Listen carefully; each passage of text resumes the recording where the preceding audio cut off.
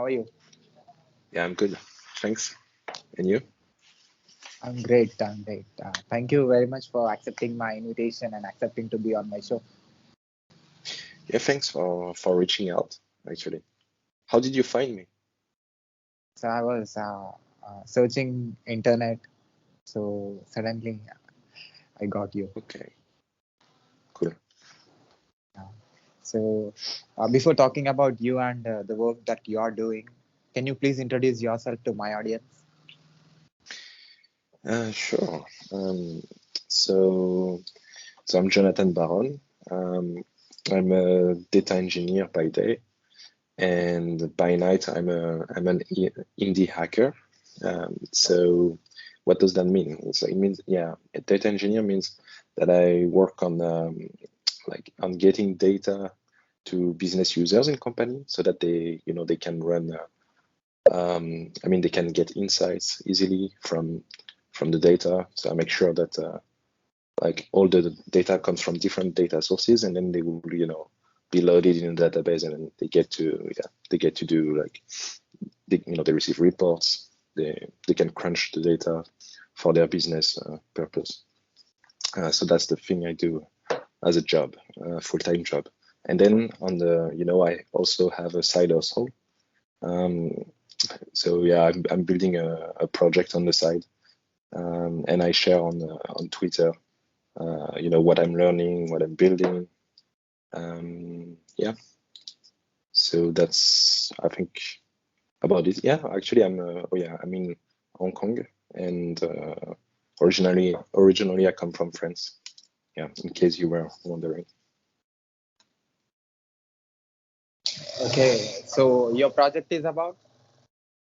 Yeah, so I'm building Bipdash. So it's actually a tool where I create threads, Twitter threads. So you can, there's a UI, and you can browse and search for threads. I create them per topics. Every day, actually, I'm running a script. I have a list of Twitter accounts, and this script will check all the news threads that they published on Twitter, and so I load them in my database, and then I will review. Every day I will review them, and I will assign topics, and yeah, then you can search. You can search on the UI. You can read them as a blog post. So it feels like nicer to read the Twitter thread. Yeah, and also you can subscribe to the email feature. I just released it today. So it means like you can like subscribe to topics, and then every week you will get an email with like the latest threads for that topic, or for this topic. You can choose like 2 major topics. Yeah. So you are originally from France, Yeah, but you moved to Hong Kong. that's correct. Yeah, like 6 years ago. Okay, so you have educational background, the data science. Yeah, I have a master degree in computer science, and with a data specialization. Yeah, data mining. Okay, so I did masters in software engineering and graduation in computer science and engineering. Oh, nice. Yeah. So, Where did you in Hyderabad? yeah, in Hyderabad, in India. Okay. Yeah. Cool. So, yeah. So I have idea about data science and machine learning and AI, but I'm not too deep into that. My subject is some software engineering. So you, when you started, what was your first project? How much experience you have as a data engineer? Oh, when I started, you mean my full-time job? Yeah, that's a good question. So it was like in 2010, so like more than 10 years ago, and the technologies were like different, so I was working in Paris, in France, in banks, mostly banking or insurance industries, and their data needs, like they were building data warehouse, like enterprise data warehouse, which were using like Oracle, and also like like those ETL software, that they use they use a GUI, like a UI where you drag and drop your functions. It was like kind of like a no-code software from that really like old kind of no-code software, like Informatica or IBM data stage. That was like that was IBM data stage that I was using. So I was loading, mainly focusing on ETL. Pipelines to load data from sources to the data warehouse. Yeah. So you worked in France as a data engineer in that particular project. So which was what you learned in the process?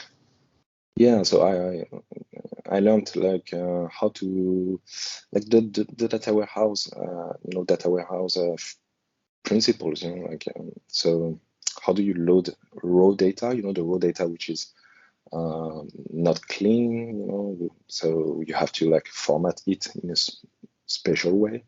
You have to build data models, and like you create your tables. You have to optimize, optimize your views, optimize the process, because the volume of data is huge. So I learned, like, because in school you don't learn that. You don't learn on huge volumes of data. You will learn you will learn the theory, right? But when it comes to the reality, it's like there's a big difference. And so you learn how to use like those software ETL tools that I mentioned. But then when I moved to Hong Kong, that's where I learned like Python, open source. There was really a shift. And I think when I was in France, my position wasn't data engineer. At that time, it was called ETL developer. Yeah, data engineer was like was more famous like in starting from 2016, I think, at least in Hong Kong, maybe before in the United States, but I don't think so in Europe or Hong Kong. Yeah. So after coming here, Hong Kong, you became a data engineer. So what was the first project that you did? When I arrived in Hong Kong, actually, I started as a waiter. I was waiter in a restaurant for like 3 weeks, but then I was a consultant for 1 year, and then data engineer. So my first project as a data engineer, I was also building the data warehouse, but this time it was on the cloud. So I was using Google Cloud, Google Cloud platform. And I remember they needed someone, so I was the first data engineer to go in this company, and they needed someone that understand APIs. Like no one could understand APIs. Like how do you pull data from a third-party API?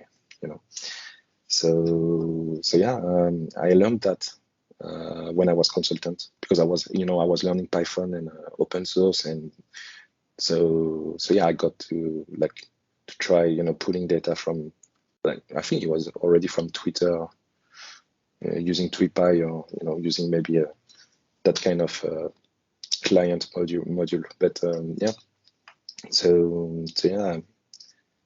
I built like pipelines, also loading the data on Google Cloud, and I discovered Airflow, all the technologies that are still relevant today for data engineers.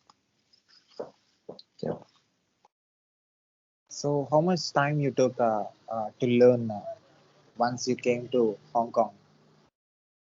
Sorry, how much time did I? Yeah, how much time you took in order to understand the data engineer topics and Uh, preparing for that? yeah, how much time did I take to learn the data engineering topics? Actually, um, I'm still learning every day, really, because there is a lot like this, this field. I mean, data engineering, it's evolving super fast. There is always like new, let's say like, yeah, maybe new libraries, being in Python or Java, or, um, because I also, learned Java Flink for doing, streaming ingestion. So it's different from like when you use Python, usually you don't do streaming on the fast, streaming pipelines. Yeah, there is so many technologies and so many frameworks. Also cloud, all the cloud services, and you need to know not only about like loading data, but you need also to learn about like software engineering in general. Like the good convention, the best practice, right? You need to learn about a little bit about also DevOps. Like you need to know about CI/CD, like, why? Because yeah, because we use Python, to build pipeline, and you want to quickly test, make sure that the quality of your pipeline, the code in itself is the quality of the code is good. So actually, like maybe 5 years ago, software engineering with data engineering, it was like more, how to say, it was more flexible, meaning that data engineer will focus on SQL, like optimizing queries, and yeah, they will know Python, but I will the degree of knowledge in software engineering was less, and now today it's very like it's. I mean, data engineers caught up, with the best practice in software engineering. I can see that. It's good actually. It's good. Uh, some data engineers, or they know backend for sure. They know like the backend technologies, backend languages, Go, Python, Java. But some also need to learn front end technologies. Because if they need, I don't know, like to build web apps. Because sometimes they are involved in building data products, and then you need also the UI.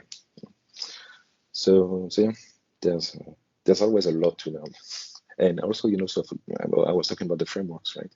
Like there is this, the data warehouse, everything is centralized, right? But now today we talk about data mesh, right? So like the distributed data infrastructure, like where you have different data domains.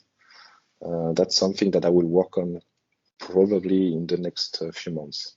So excited. Yeah. So what is data engineer in general?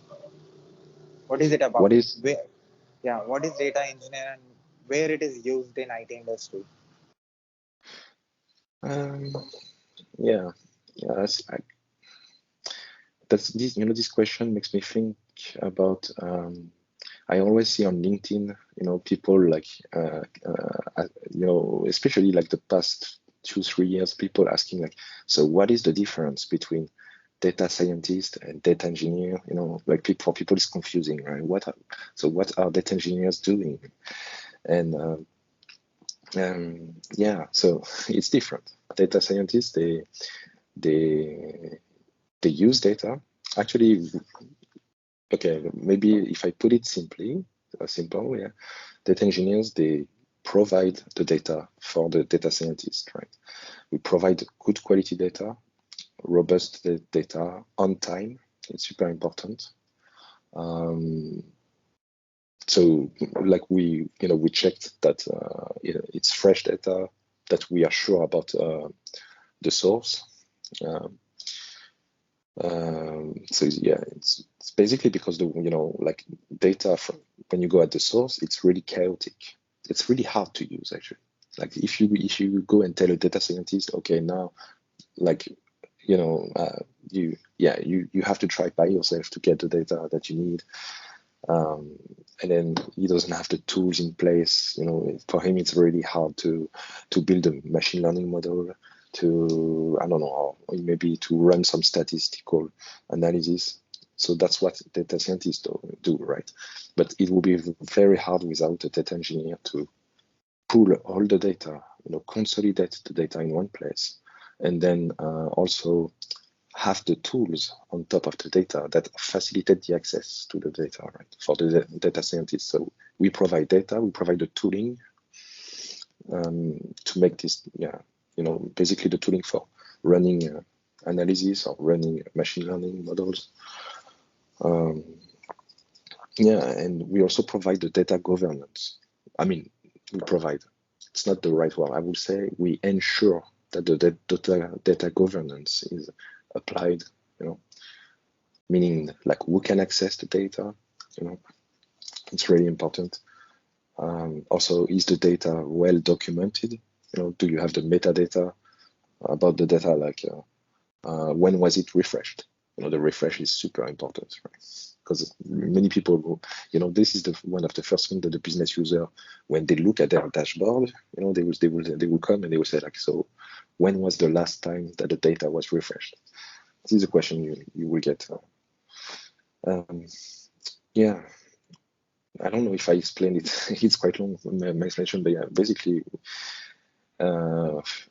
we transform the data. Like we take the data from source and we put it in what we call a data warehouse, or data lake, also data lake on the cloud. And yeah, that's it. So how much time it takes to understand data engineering? How much time? I would say, okay, yeah. I would say the most important at the beginning is to know SQL. You need to know also Python. Have a good level in Python. So meaning like you master all the basics for sure. But you also need to know about like let's say object-oriented programming. You need to know functional programming. You need to learn. And so SQL, Python, you need to know about all the different kinds of databases also, like how to build data models. So to be a good data engineer, I would say it's not before like 1 year, 1.5 years, at least. Like, and it's also being data engineer, if you're not working, I don't know how to say, because I don't know the schools today how they can teach data engineering. But for me, I really learned it on the job, right? Like during my jobs, I didn't learn that really at school. I would learn about the only thing that is close is the data warehouse concept. So I learned the theory a little bit, like during 6 months, or less than 6 months. Something like 5 months. But other than that, it's really about on the job. Like you have to get your hands dirty on like building pipelines. You have to schedule it, and then you have so many bugs. You have to understand why it happened, and then it's like software engineering. You can always do your projects at home. It's easier to learn. It's easier to be self-taught software engineer than to be self-taught data engineer, I think. Sorry, again, your question was just how long, and then I answered a lot. But yeah, I would say minimum 1.5 years to 2 years. Yeah. Okay, so there is so much data that is being generating every day, every minute, every second, all over the planet. So how you people, data engineers, are able to manage this amount of data? So yeah, that's That's a good question. Yeah, there's more and more and more data, and it's growing exponentially. But the thing is that we don't have to process all of the data in one go. You know what I mean? So that's the trick, right? Like you have to process the data on a daily basis, usually, or it can be even, I mean, daily basis is quite a standard. So meaning like during the night, usually there will be a script, and then you process all the data from the day before, So like let's say it starts at I don't know 6 a.m. Or maybe before, like it can be 4 a.m. And then you will process all the data from the day before, right? But you can also have like hourly, every hour. You can also have like every 15 minutes, or some can be even more regular. Like, and then you are close to doing like a streaming ingestion, where it's like continuously streaming. So the data is pulled continuously from the source to the destination. So there are more and more tools that help us, like put like how to handle the data in memory, let's say. The libraries and the tools are getting really like better and better through time. So it's a mix of tools. It's a mix of good processes. It's doable to process all this data, but again, we don't need to process all of it all the time. It's like you want only the latest data to have the latest picture. Like usually people, they want the latest picture, and then if they really need like years of history and do a query on years, can be harder. This is where you need like big data frameworks like Spark or these kind of technologies where you can process terabytes, gigabytes, terabytes of data. Yeah, it's possible there. And actually, there are also like some cloud services that help you, managed cloud services. So meaning that it's abstracted, right? Even a business user could run. Business user maybe not, but let's say like an analyst could use it. And in the back there is a processing of maybe a terabyte of data, like a service like BigQuery, on Google Cloud does that. Yeah. So the physical infrastructure, physical data centers have moved to the virtual now, which is called as cloud. So how this virtualization concept, you data engineers are able to manage, how it was before as a data engineer, how you people used to manage the physical infrastructure, and now how you are managing the infrastructure which is there in the cloud as a engineer. Sorry, actually, I'm not sure I got the question right. You mean like, I know you want to compare between before when it was how to say, I don't have the word, but on-premise, right? The on-premise infrastructure, and then versus the cloud infrastructure, right? Yeah, what is your it's question? inside the computer. My question is, as a data engineer, before you data engineers used to manage the data which was there in the physical infrastructure, which was on premises. Now you are managing and maintaining and doing engineering work for the virtual data center. So the physical data center to virtual data center. So what is the different type of working style as an engineer? So for actually the difference is how to explain that? It's quite different, and at the same time not too much. I will explain why. It's like the languages, like the interface for data engineering. Like, so if I say SQL, the language SQL, it's still the same. It has not changed. When I run Python, if I run it on the cloud, my script, or if I run it on my server, I open a terminal and I I connect to my server and then I run my script. I mean, those things, like those are pretty much the same if I was doing that on my server, on my server on my on-premise server. And if I was doing that on the cloud, it would be looking the same, but behind, what happens behind with the computers, right? With the machines, right? What happens behind the scenes? This is where it's completely different. Because on the cloud, you have I don't know how many machines, right? They are like all connected. And when you use cloud services, basically they will distribute the data, distribute the workloads on many machines. This is where it's really different. And usually the services, they will abstract that for you. You don't know, you don't really need to know. But for some type of data engineering work, you need to know this. And this is what maybe you heard about Hadoop, right? Do you remember this concept, Hadoop? Yeah.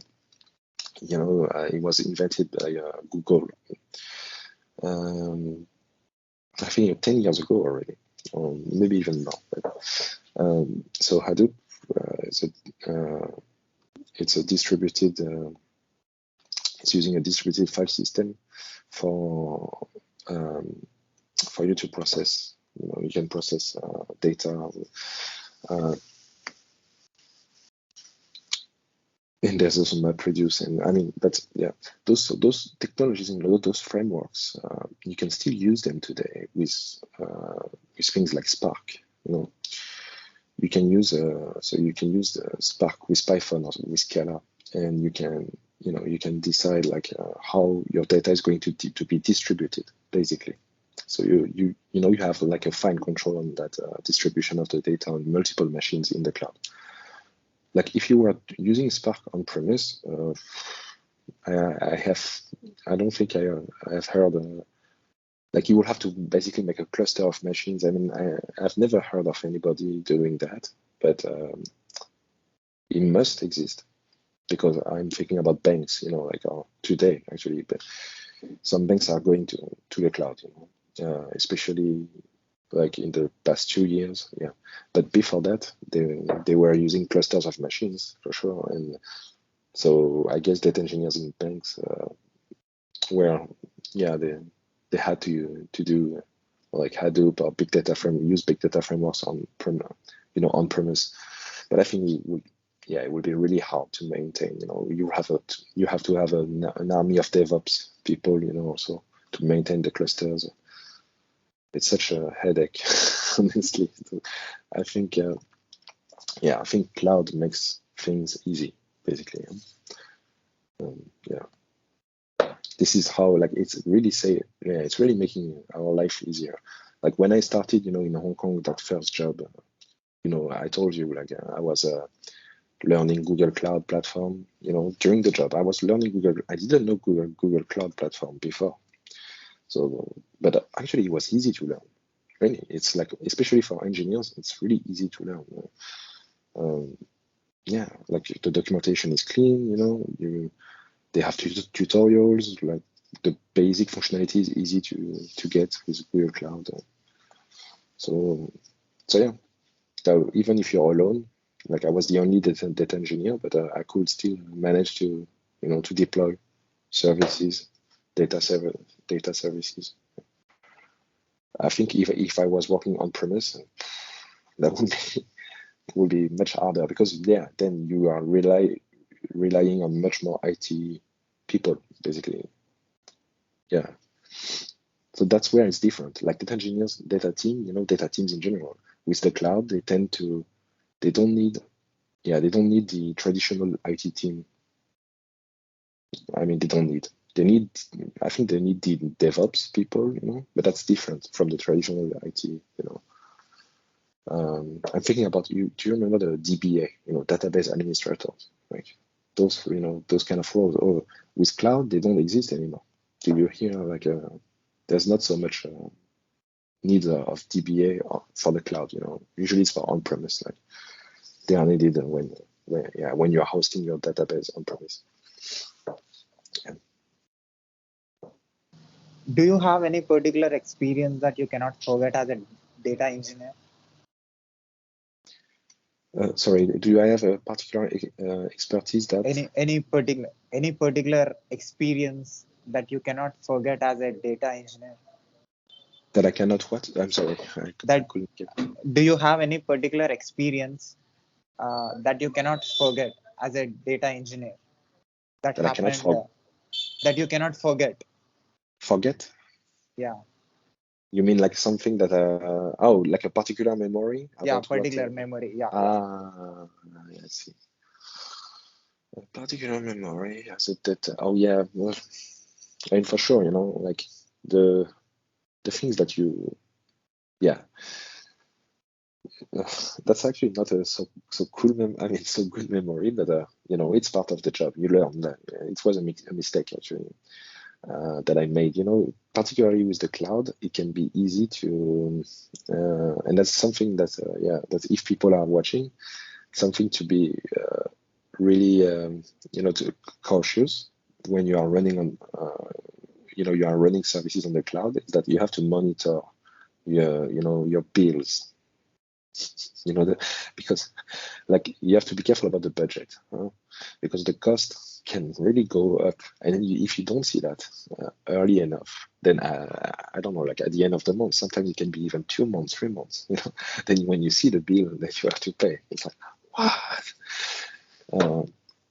And it happened once, yeah, on my first job in Hong Kong, like that first data engineering job. Yeah, it happened at that moment. Like I was running like basically queries on BigQuery, using Google Cloud BigQuery, and BigQuery is quite expensive actually if you are not careful, if you are not using it in a clever way. You have to use like partition table.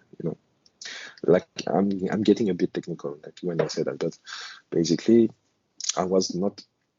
Yeah, I was. The worst is that I built partition table, but I was not using the partition field. So it's like you are not using the partition table at all. So when I was running a query, it would scan the whole table instead of just scanning the partition. So it means like every day I was loading. It's an incremental loading for the table. So the table was growing every day. So it means like the query was getting more expensive each time. And then like after a few months, the query was already like super expensive. So yeah, like my manager and I saw that. I think my manager told me like, hey, what's going on? Like it's getting expensive. And then that's how I was like, oh, okay. And then I checked, then I monitor, I put, this is actually when you learn you learn, by doing this kind of mistake, then you will learn many things. You will learn like how to monitor properly, how to set up alarms, how to, this is a good fuel for you to learn how to properly, address the mistake. For sure. Yeah. So, what are the tools? What are the softwares, or what are the technologies, or what are the programming languages that a person need to learn in order to become a data engineer? Yeah. So as I mentioned, you need to learn. Yeah, sorry, it's a bit late, but you need to know SQL. You need to know SQL, and so that's a must. Actually, data analysts need to know SQL, but also data engineers, because as a data engineer, you need to be able to optimize the queries, right? Because like usually data analysts, they will craft their queries. They know how to build metrics. They will know how to build group bys and aggregations and stuff. But you know better like how the tables are structured. As a data engineer, you need to know exactly like what's happening at the table level. Um, so you know better how to join. Like what kind of join is better. So SQL is the first one. Secondly, you need to know a backend language. It could be Python, it could be Java, it could be Go, it could be Node, JavaScript, Node.js. Usually, it's good to know at least two. I would say, like if you have to start with the first one, I would say Python. Python will be like it's the most used. You have to know it, and then it's good to have a second one. Like usually a good second one will be either Java is still very popular. Like Java. Why Java? Because Java is good for like for the big, like the heavy data workloads. Like when you have a lot of volume to process, maybe when you want to process it fast. Java is faster than Python. Still faster today. So yeah, but Go is also good. I mean, it's more recent. Like Go is more. It's a younger language, but it's getting really like the traction on Go is really huge today. I think it's in the future Go will maybe be. I don't know, but it's gonna be really. It's gonna stay. So yeah, but Python is a must, because with Python you have access to an ecosystem of open source libraries that is just crazy, like, and then as a data engineer you need to know that. You need to know like Python pandas, so like pandas is I'm not going to explain exactly what it is, but it's really used by a lot of data teams. If you go in a company, they usually use Python pandas to do data manipulation. They will build like data sets or reports using pandas. There's a lot of applications, of pandas. So this is one Python library that I mentioned.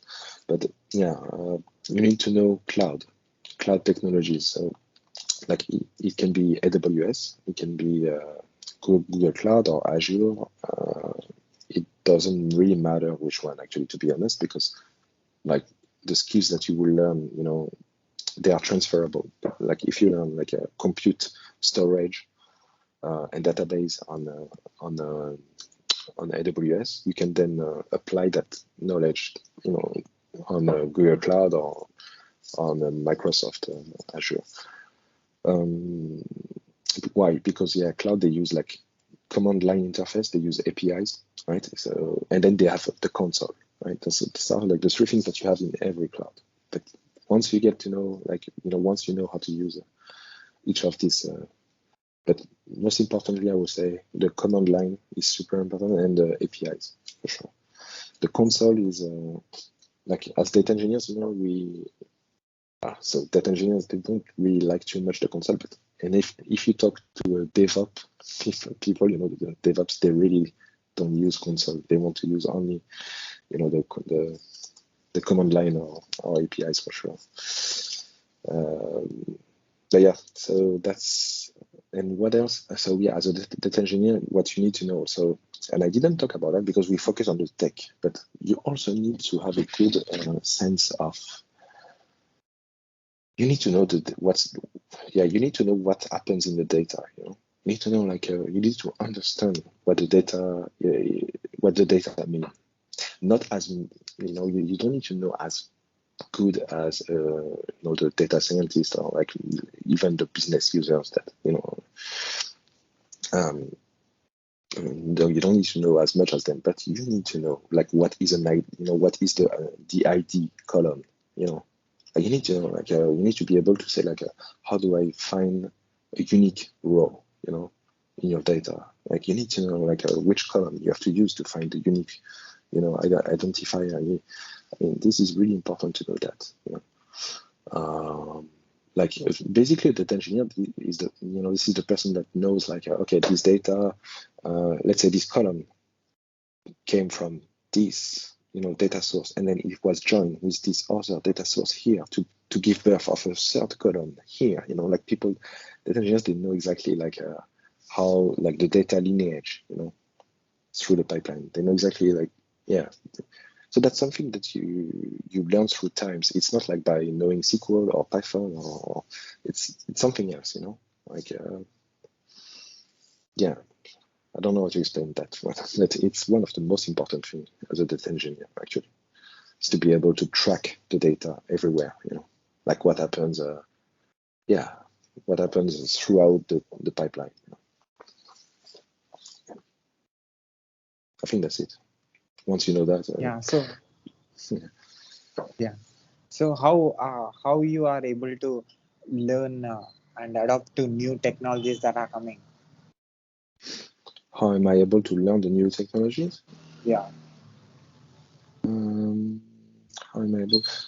It depends. Like before, I used to like deep dive quickly in how to explain that. Like I would read a lot of different articles.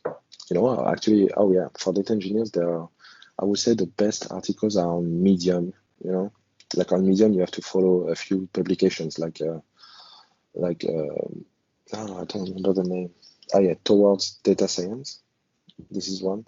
I mean, Hacker Noon. I mean, there are a lot of publications like that. Um, Free Code Camp, maybe also there are some data engineering.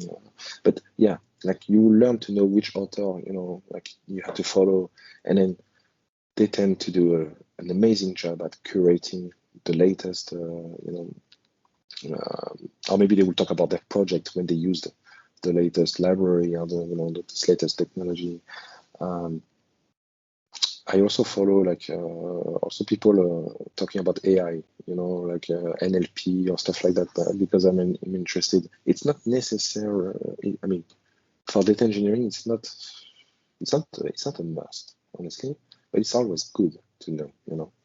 Because why? Because if your teammate is working on on building machine learning, like if you work with data scientists, it's good to know about like NLP libraries, like what you can use, and it's always good. But yes, how am I able? It depends on on what I'm working currently. If there is a use case for that, then I will try. I like that when you have a new use case, you have a problem to solve.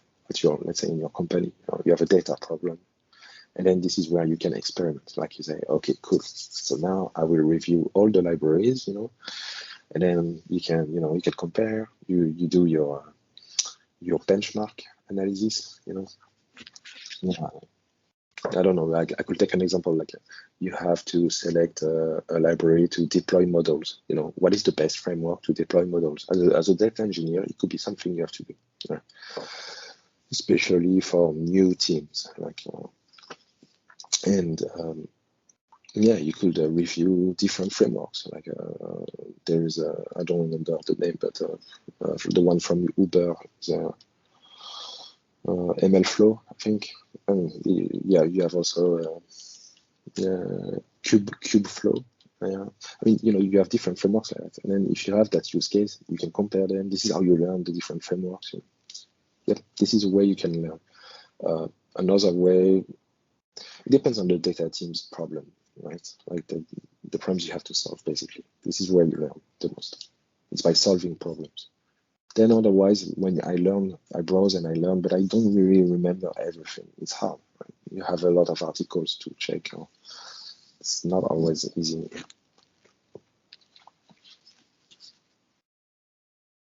So what is a great quality that you have as a data engineer? That's a good question. I haven't. I think it's the first time somebody asked me this. A great quality is that you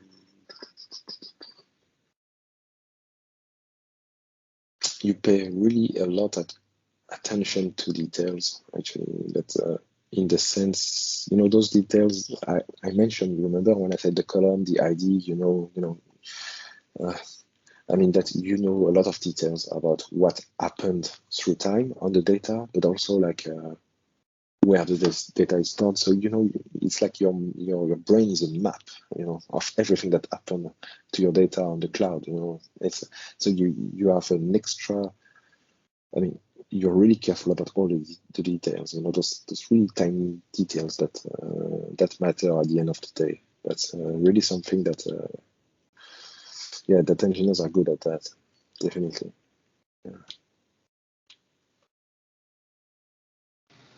So there are different platforms on internet like YouTube, uh, Facebook, Instagram, uh, social media. So all these have their own servers. They have their own data centers. So they're giving the free space to upload their files, upload their updates, all those things. So there is so much data from these social platforms has been uh, uh, uploading. So how in coming days as a data engineer, what is going to happen? What do you think that is going to happen? Uh, to do the internet, these service providers, these companies are going to put some restrictions in order to save uh, the data in the uh, I mean space in the data centers, in the servers, or how what your imagination is in coming days. They are going to put some security measures. You have to upload only 10 by 10. I mean 10 GB in a month or 50 GB in a year, like this. So, what is your because there is unused data, and there is not connect the data which is not being used. There are a lot of data in YouTube also. Not everybody is getting their recommendation list. They are not getting the previous videos like in 20 years back, 10 years back. Only people, if more people are clicking on the video, it is coming into the recommendation list, and that is being viewed multiple times. But there is so many videos that are there in the servers which are not coming out and showing in the user interface. So how this unused data is going to be managed? At the same time, uh, how uh, how these companies in coming days, these uh, free space providing companies are going to uh, do they put any restrictions? What is your view? Mm, so I haven't heard of any, like space shortage soon. I mean, because we're still able to. I mean, I don't know, to be honest. I don't want to say like things that will be incorrect. But I just my guts on this is that I don't think there is a shortage on space. Like basically, we are still able to store a lot of data, and that's there is a different layers of storage. Like there is, I'm sure you heard of like the cold storage, like and the difference between cold storage and I think the other one is hot storage. I mean, like the one that is accessed constantly because you mentioned the YouTube videos, right? Like if you have a popular video that getting a lot of views, so this video is accessed frequently. So this video will be stored somewhere that is like in how to say that.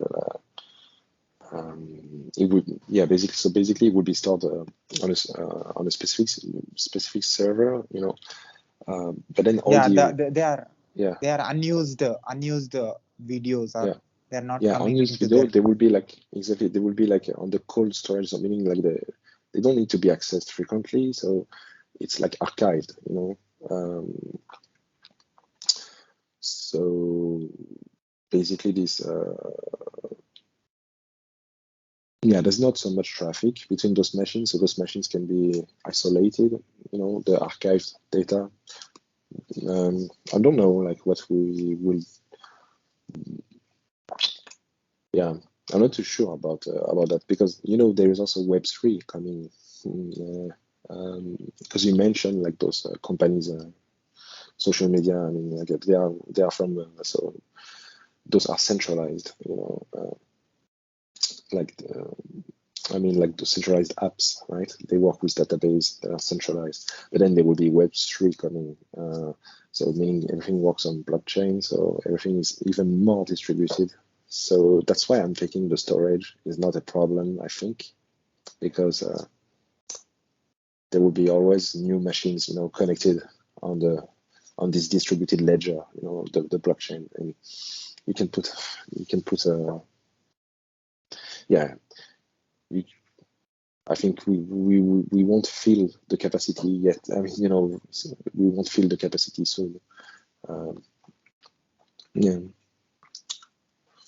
that's. I don't have too much opinion honestly other than that. But yeah.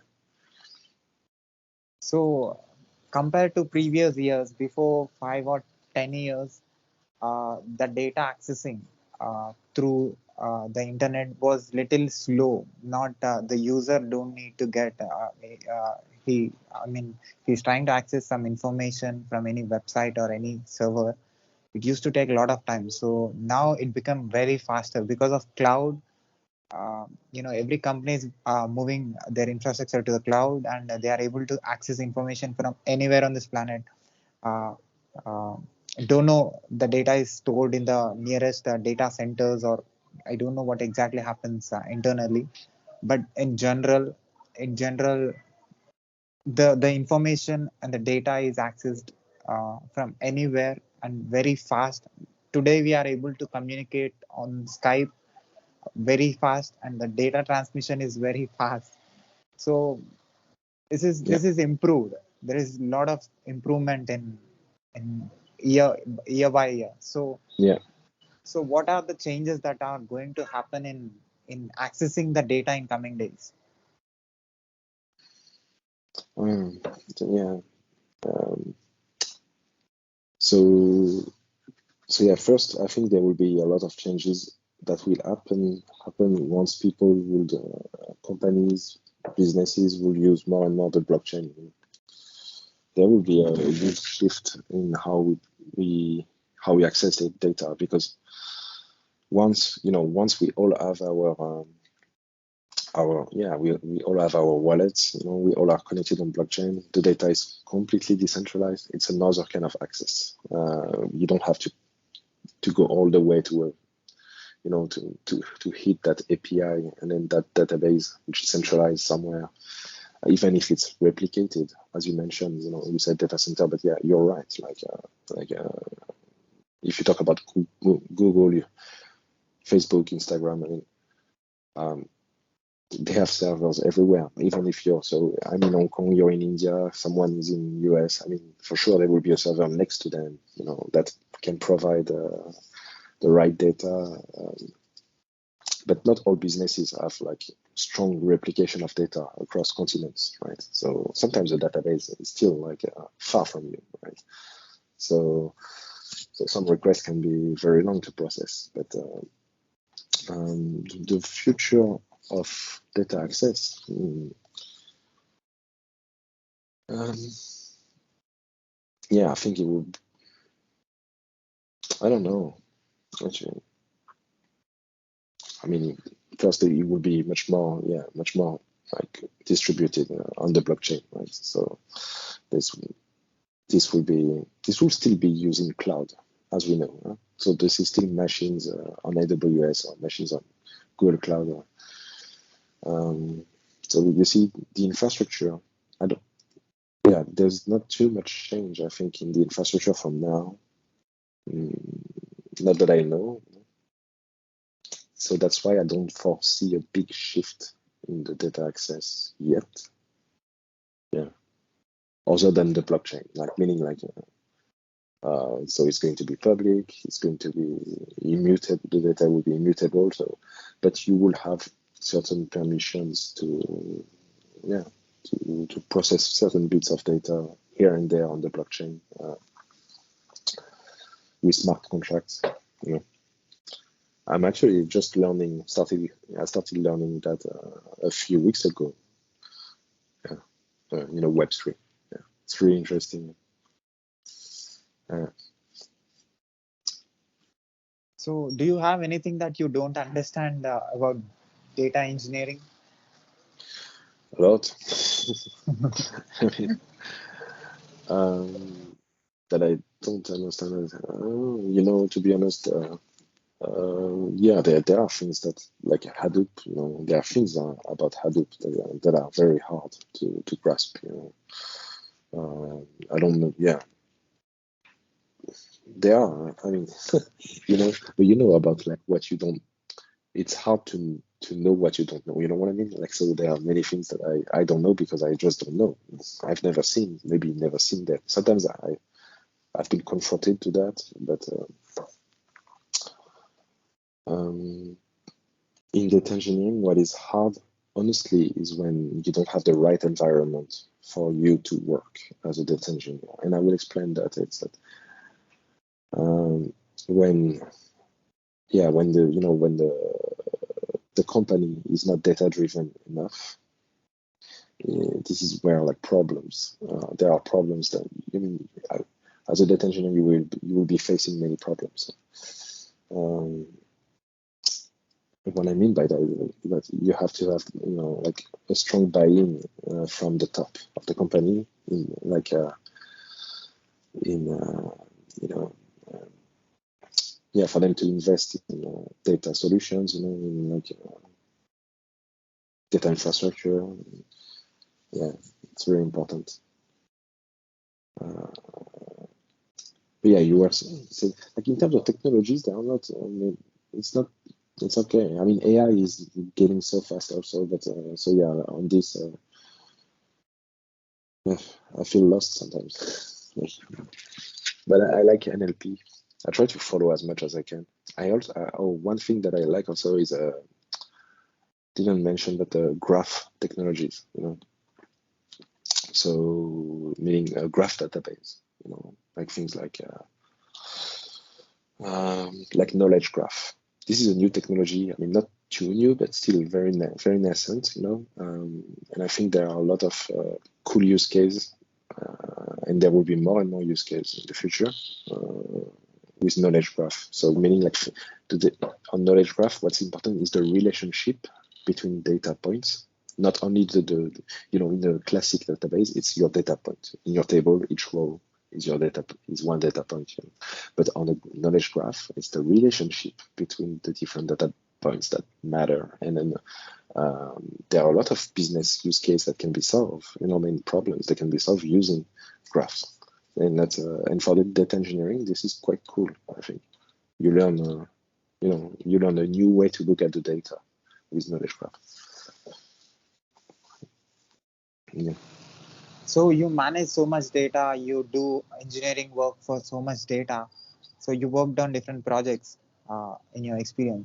So what do you understand about these management? What do I understand about the management? Yeah, there's engineering, creating data tables, and Okay. connecting one with another. So what do you understand about this complete scenario? What do I understand about the complete scenario? Yeah. The connectivity between things. You do this structural and construction work, right? You are Yeah. responsible for this. So what do you think? What do you understand as a viewer?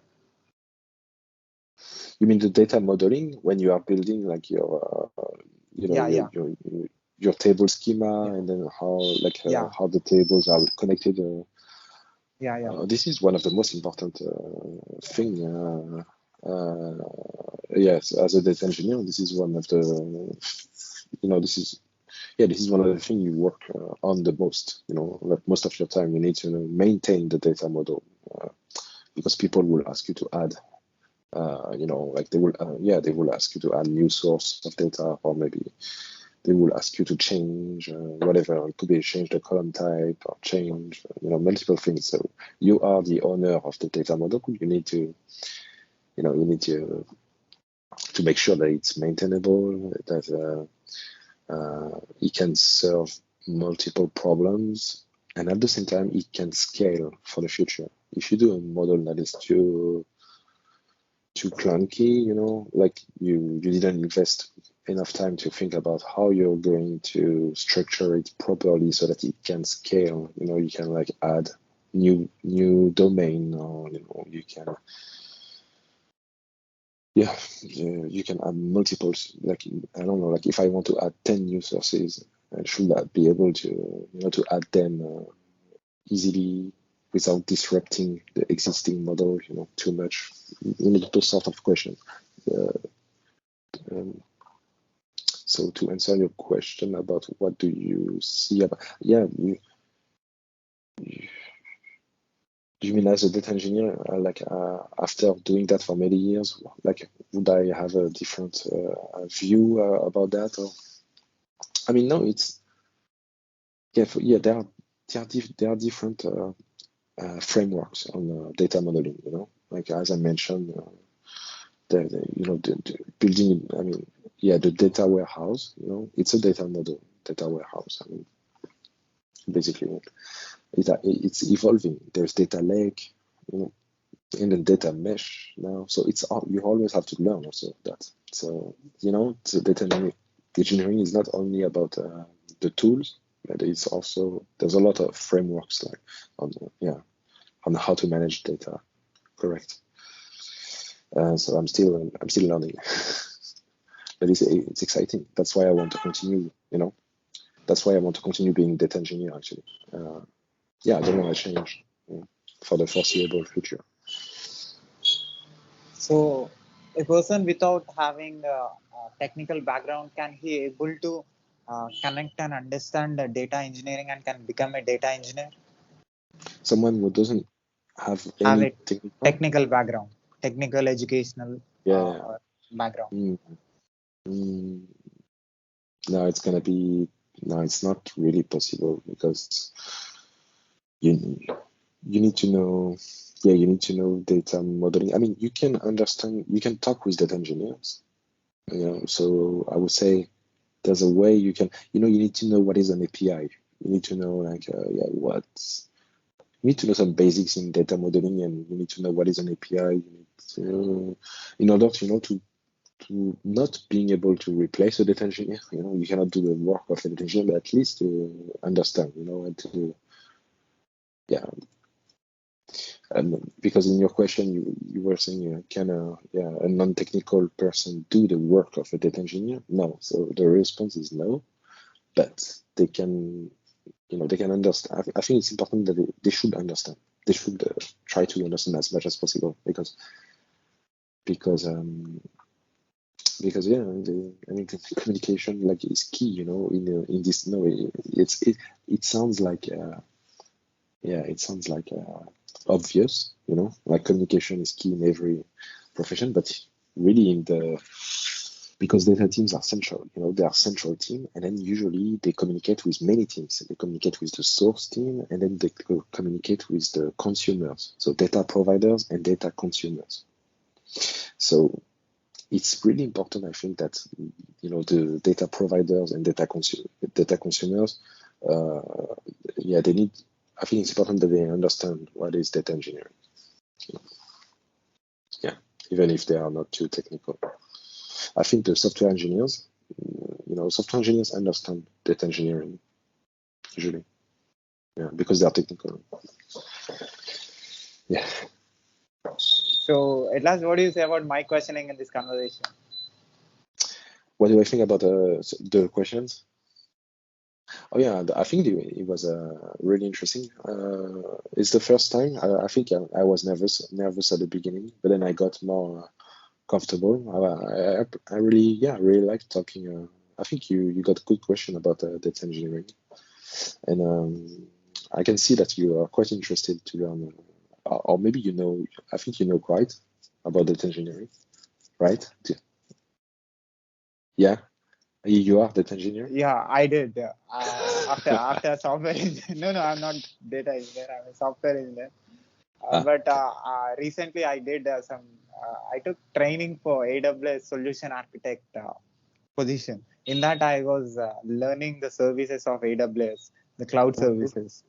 Cool. Yeah, the EC2, how EC2 works, how databases works. So how the fundamental, the basic services of AWS. So I was trained. I understood how it works. So I know little bit of data science. From you, I came to know today the difference between data scientist and data engineer. So that's a new point I learned. Oh, cool. So glad that you could learn something. Yeah. So I'm just interested, but I have I saw the global infrastructure of AWS.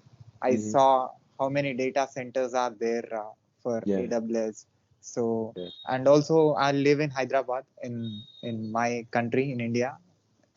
One data center is allocated to my city, and that is going to Okay. be, that is my IT minister here, the politician. He announced in recent news that AWS data center is going to come here. Oh, okay. You mean a new availability zone, or is it Yeah, availability zone. right? Yeah, yeah. Easy. Yeah. Okay. Okay. I'm sure Nice. some people here, local people, will get jobs like data engineers or like data managers or That's good. Yeah, that's good news, actually.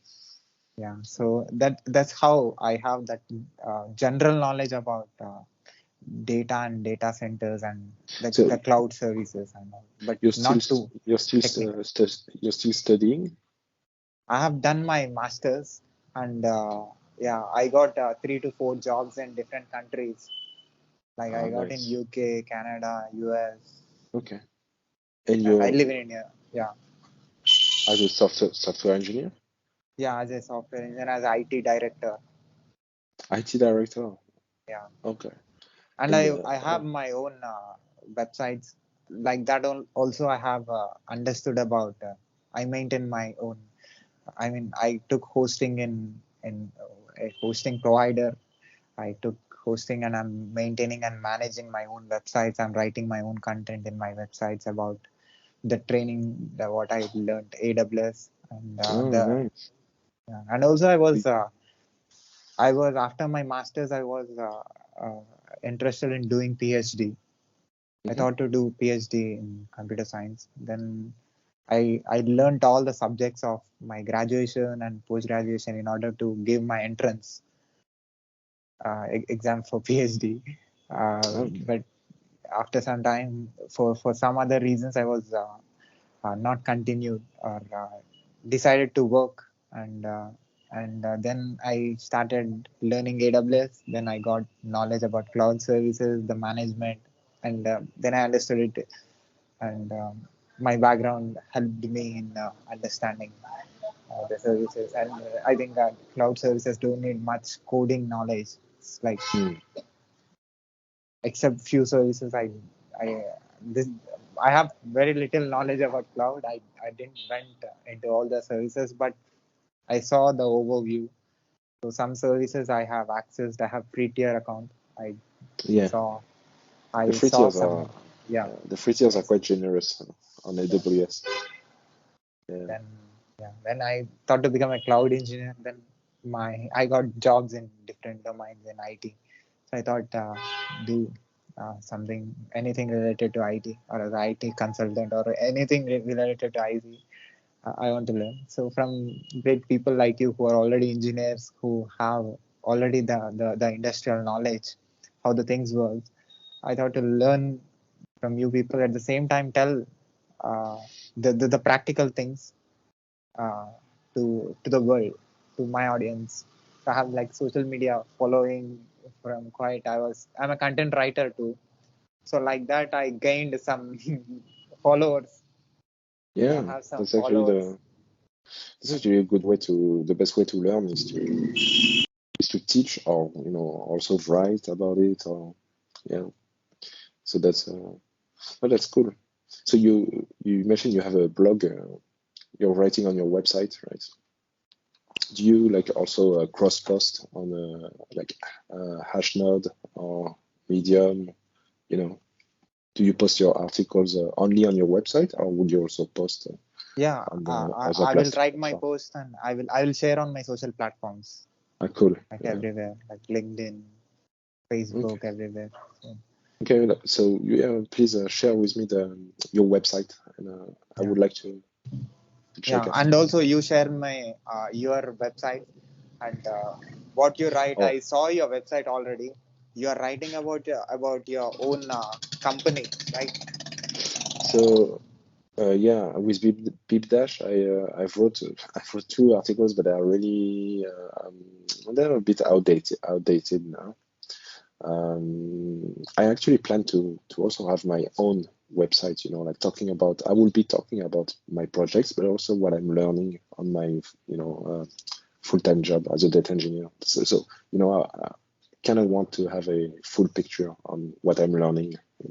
I think having this kind of website, like your own personal website where you write blog posts, and I think this is cool. This is, then you can show portfolio of projects, you can show your articles. That's the way, right? Like, but many people do that, and I think this is it. I just didn't focus on that. Like, I'm too much on projects rather than doing this work. Yeah. But it consumes a lot of time, right? It takes a Yeah. lot of time if we try to explain some topic that we learned, that I understood. Some error, I got some error, then I want to explain it. So it takes time, but Mm. somebody will learn. It is not that we should. I just wanted to. Somebody should learn from what I know. So I want to share that. So somebody will get knowledge, and also it helps in making things done very easier, directly the Mhm. points. So Yeah. that's why I do that. I have like 6 to 7 years content writing experience, technical and non-technical You have what? 6? content. 6 years of content writing 6 years. experience. Yeah, 6 years of content writing. Oh, Yeah, that's nice. That's a lot. Cool. yeah, yeah. So I will share your blogs. I will share your links, web links, if you want, Yeah, to my audience. sure. Definitely they will. I'm sure they learned a lot from you today, from our conversation. Thanks, Dan. Really appreciate the talk that we just had. That was cool, man. So uh, do you want, if you want to share anything in future about the work that you're doing, or if you start your own company, or if you have your own blogs, or if you do anything on, you want to share with my audience, you can come to my show again.